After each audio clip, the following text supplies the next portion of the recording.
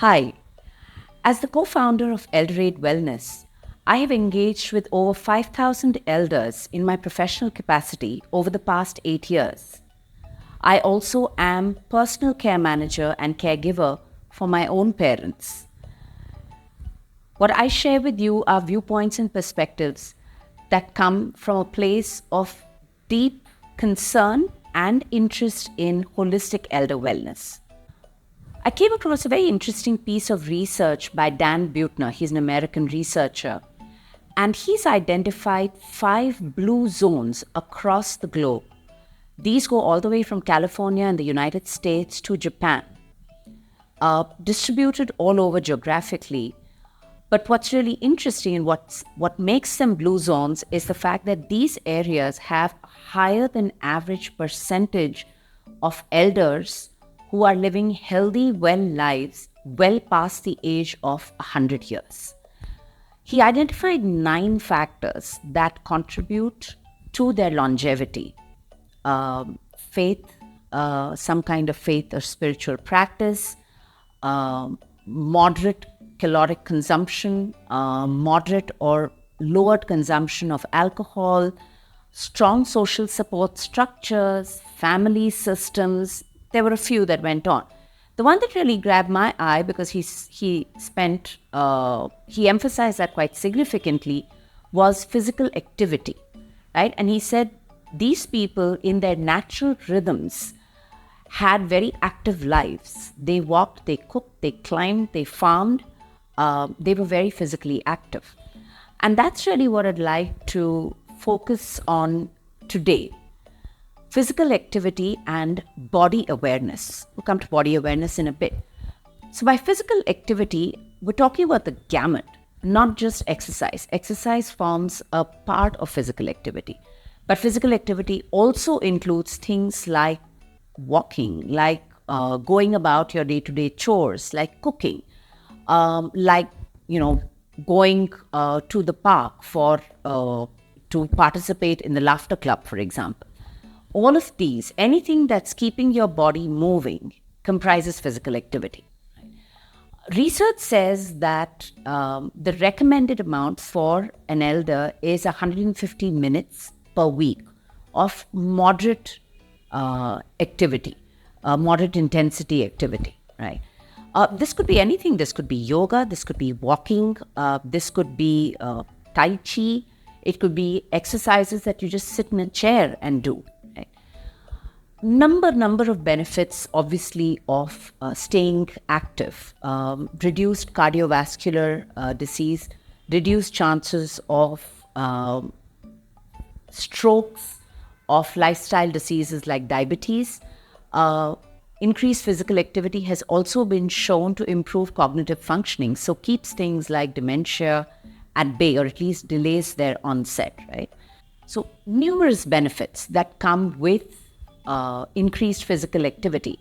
For example, it reduces your chance of a fall by over 21%, as shown by research. And that's one of the largest reasons for sort of a slide in physical wellness for elders. So keeping that at bay is extremely helpful, obviously. It's very important also, if possible, to do strength training, because as we get older, we start losing muscle mass. And so anything that helps build strength is useful. It could be as simple as picking up 2 1-liter bottles of water. And when you're watching TV, just do this, or just do this. And, my purpose here is not really to do any kind of a physical fitness class. There's enough of that on the internet, and we'd also be very happy on our resource hub, the ElderAid Resource Hub, to share with you a list of places websites that you can access for physical fitness exercises. I think one of the most iconic people when I think about physical fitness has always been having my own elders, right? For example, my classical dance guru is 79 and still conducts classes. My own mother lives a completely independent life, does her own cooking, takes care of other elders, other senior citizens in the family.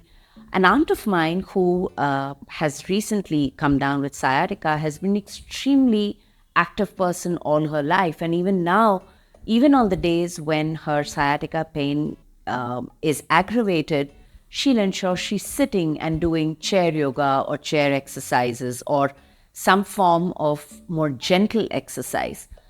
All of this really, really helps in fitness. It really helps in joint mobility.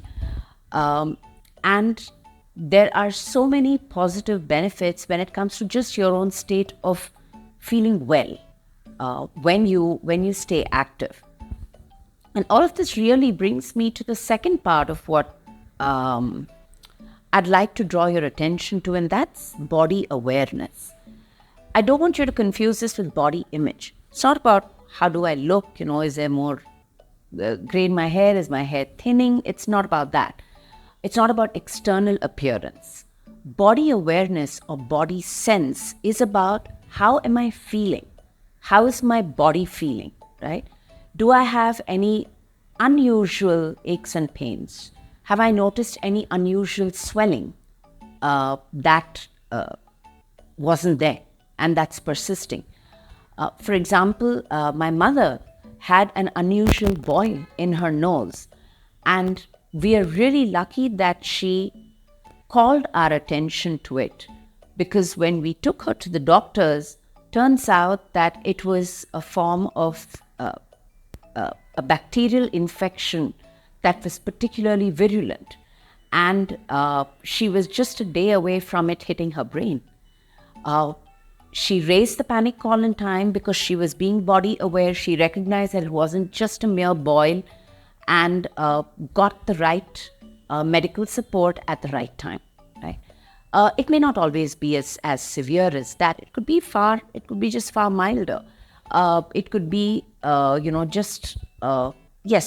we get older, our aches and pains perhaps become more pronounced. This weather, especially if you're getting into winter, is not the greatest. It's not the most conducive.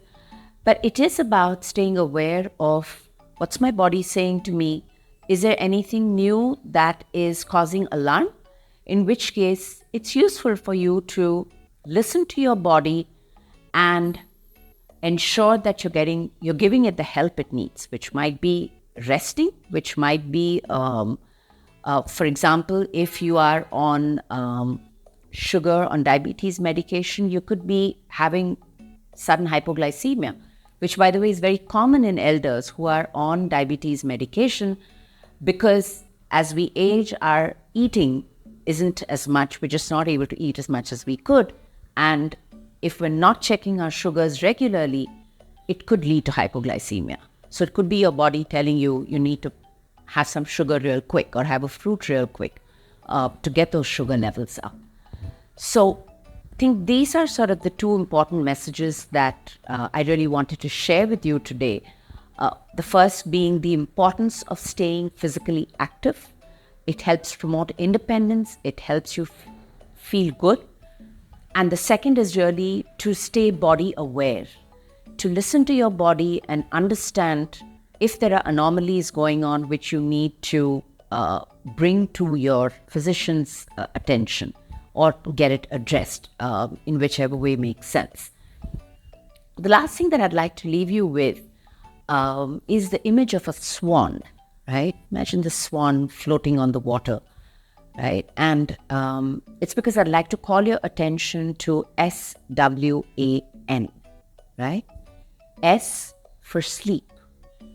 Ensure you're getting enough sleep and rest. It's very important for us.